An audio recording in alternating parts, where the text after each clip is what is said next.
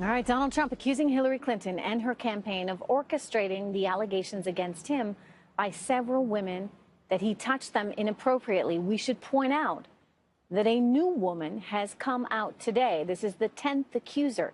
Now, he says he's a great supporter of women, and he blasted Hillary Clinton and her foundation for taking money from countries like Saudi Arabia that obviously are not supportive of women. Here he is, watch. Saudi Arabia giving $25 million, Qatar, all of these countries. You talk about women and women's rights. So these are people that push gays off business, off buildings.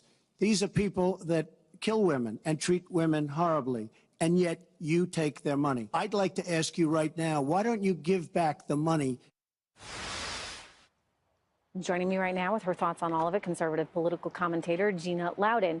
I gotta ask you, I mean, was this all orchestrated? And there's a 10th woman that's come out today, another accuser, who says that he groped her inappropriately.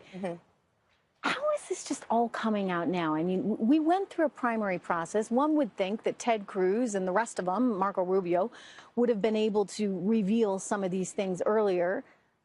Do you think that this is the Clinton campaign, the machine at work? Well, I don't see how we could not think that. If you look at the Podesta emails, for example, they said the only way we can beat this guy is to turn him into a sexual pervert. So this is their playbook, Trish. This is what they planned all along to do.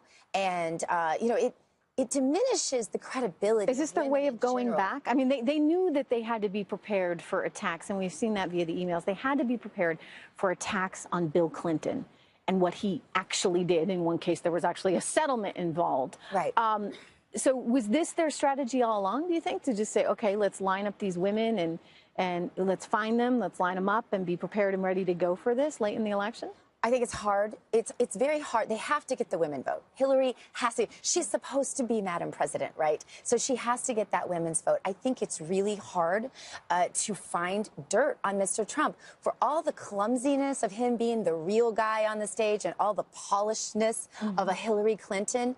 Mr. Trump lives a pretty clean life, doesn't smoke, doesn't drink, you know, and I think that when you really take Hillary's record that Mr. Trump pointed to, I think very well last night, actually, saying, you know, you take all of this money from ISIS funding countries, from countries where women are literally stoned to death. And we're not talking about women being stoned to death or arrested for big things. We're literally talking about if you leave your house without a man's permission, if you drive a car, if you get an education.